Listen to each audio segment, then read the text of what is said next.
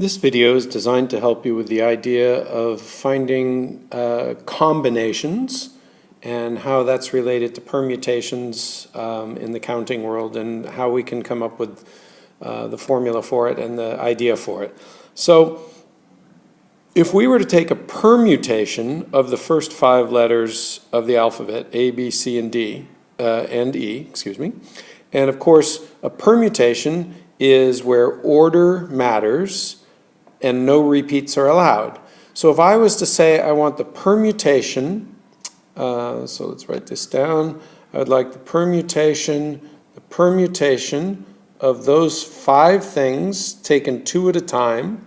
I would make the list that I've shown here.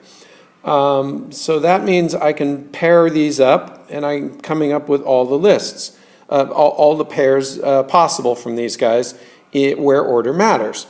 So this, of course, is going to be 5 factorial, or 5 times 4, 5 factorial divided by 3 factorial. So it's 5 factorial with the tail cut off. So it's 5 factorial divided by 3 factorial, which cuts off the 3 times 2 times 1 when you cancel. So this would be a permutation where order matters. Now, the relationship between a combination is to say we care about no repeats, and we're still choosing 2 out of 5 possible things. But any group or committee that has the same 2 letters in it, we don't care about the order. That simply says order doesn't matter. So a combination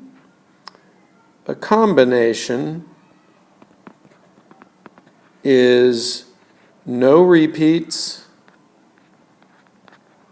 so you can't repeat a letter. In other words, AA is not an allowed pairing, or BB or CC or anything like that. So no repeats, and order does not matter. Okay, so how is this related to the list we just made? So if you think about the list that we just made, that we've got here, and you'll notice I've done a nice pattern with it. I've started with A, and then I've paired it with B and C, and then D, and then E. And then I've started with B, and I've paired it with A, and so forth. So the point is that this guy right here and this guy right here are duplicates. And they're duplicates because as far as combinations are concerned, order doesn't matter. So it's still the same pair of letters. We've just listed them in a different order. So with a permutation, that order matters. And there are 20 different pairings, 20 different ways we can pair up, choose 2 of these letters from the first 5 and pair them up. But if you look at this, every pair shows up twice because there are 2 ways. There's EB and BE. There's 2 ways of rearranging the letters once you've chosen them. So you could think of it as I choose a committee of 2, where order doesn't matter, and then I say how many ways to rearrange within that committee, and that's how many times each thing is going to show up on the list. So any other pairing that we find, DC, there's DC, and it pairs up. It's a duplicate of CD as far as the combination is concerned.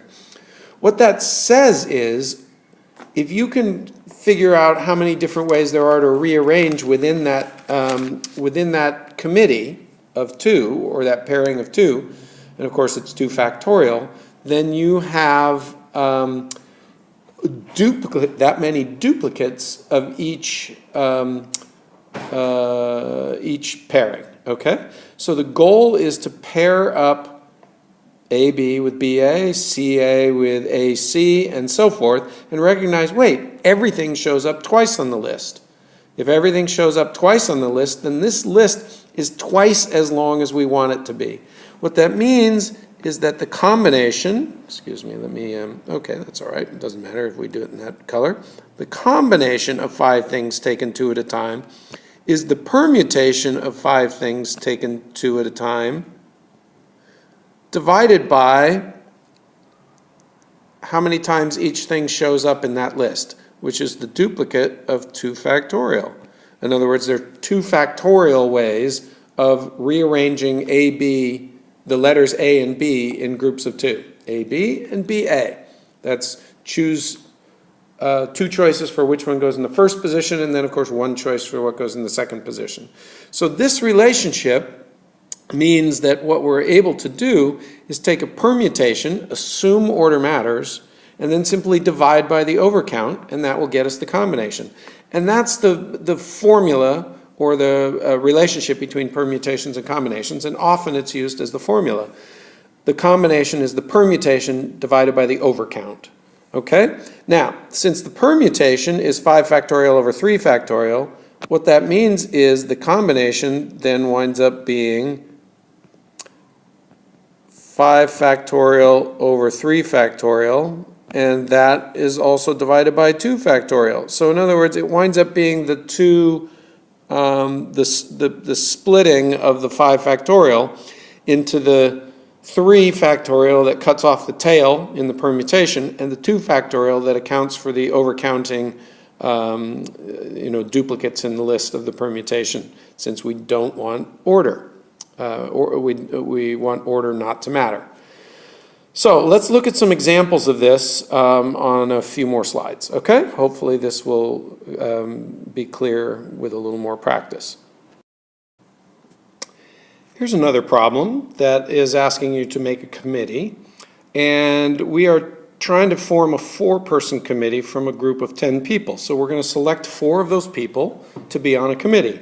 Now, we don't care about the order in which those people were chosen. We just care if it's the same 4 people on the committee. And therefore, order doesn't matter.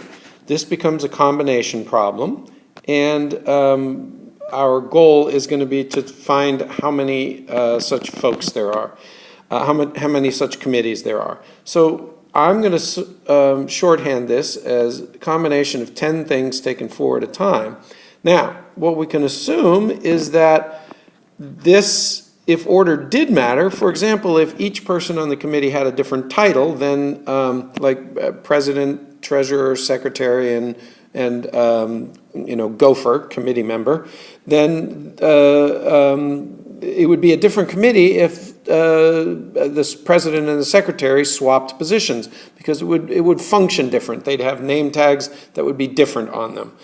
So that would mean that order matters. So we could think of this as a permutation of 10 things taken 4 at a time, okay? And then we can say, oh, within each committee, within each group of 4 people, how many times are they going to show up on that list? Well, there are 4 factorial ways to rearrange or choose who's president, who's secretary, who's treasurer, and so forth. So if we made the list of 10 people chosen 4 at a time, where the order in which we chose them mattered, each committee of 4 would show up 4 factorial times in this committee. There would be 4 factorial ways to rearrange them, and therefore they would show up 4 factorial times in this list. Now, of course, 4 factorial is 24, so this list is, the permutation list is 24 times as big as the combination list. So we can simply divide by 4 factorial. Now, if we want to calculate this out, what we're going to get is 10 times 9 times 8 times 7. That's the permutation of 10 things taken 4 at a time. So 10 choices for the first person, 9 choices remaining for the second person, 8 choices remaining for the third person, and 7 choices remaining for the fourth person. And then, of course, there's 4 factorial ways we could have chosen them. So we're going to divide that by 4 factorial. And I just want to point out now that we can calculate this out pretty easily by doing some canceling. The 8 will cancel with the 4 and the 2. The 3 will cancel with the 9, leaving 3. And so what we're going to get is 70 times 3, or 210 different such committees. Now, of course, the actual list of permutations is 24 times that big. And therefore, we're not going to actually make the list as we did in the previous slide. But we're going to talk about, just variations on this kind of problem. But there's the classic combination problem, which is a committee. And it simply says, order you choose them in does not matter, but you are not allowed to choose repeats. So there will be some interesting points to make about combinations, and we'll try to make that on the next slide, and then do one more example that sort of blends permutations and combinations. So an interesting result of the formula for combinations is that suppose we were taking the combination of 7 things taken, let's say 2 at a time. What that is the permutation of 7 things taken 2 at a time, 7 times 6, with the tail cut off, divided by 2 factorial. In other words, divided by how many duplicates there are of each thing. Since we've only chosen 2, there are only 2 duplicates. So this, of course, winds up being 42 divided by 2, or 21. So there's 7 times 3, or 21 ways that we can do this. Notice, however, that we could view this as a combination of 7 things taken 5 at a time, where order doesn't matter. What that means is you have 7 times 6 times 5 times 4 times 3, 5 at a time, but within each of those committees, there are 5 factorial ways that it could be rearranged. So it's 5 times 4 times 3 times 2 times 1. In other words, each committee of 5 members chosen from those 7 shows up in that list 5 factorial times. Well, if we take the red pen and go to work on this, we get 7 times 6 over 2 again. In other words, this answer is also 21.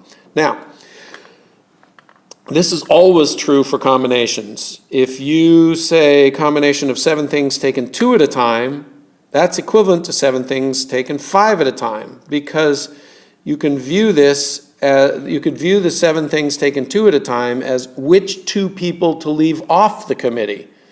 So that would mean that there would be 5 people that you would be choosing for the committee. So these 2 things are equivalent, and the numbers demonstrate it here. And you can see, if you use the general form of permutations and combinations, how related they are. So what that means is, if I can give you the general shape, the combination of n things taken r at a time is the same as the combination of n things taken n minus r at a time. In other words, the leftover.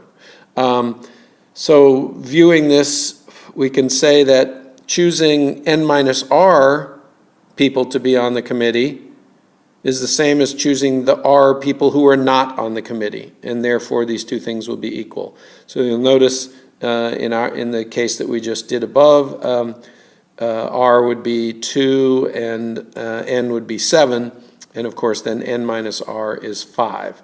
So in other words, this right here is 7 minus 2, and it's the leftover people. So that's a relationship that will always be the case, and what that means is, if you're counting these things and doing the calculations, when you're doing combinations, it's always better to be choosing something roughly in the middle. If you want a bigger number, roughly in the middle. So C7 3 or C7 4 is bigger than C7 2 or C7 5, and of course, if you pick an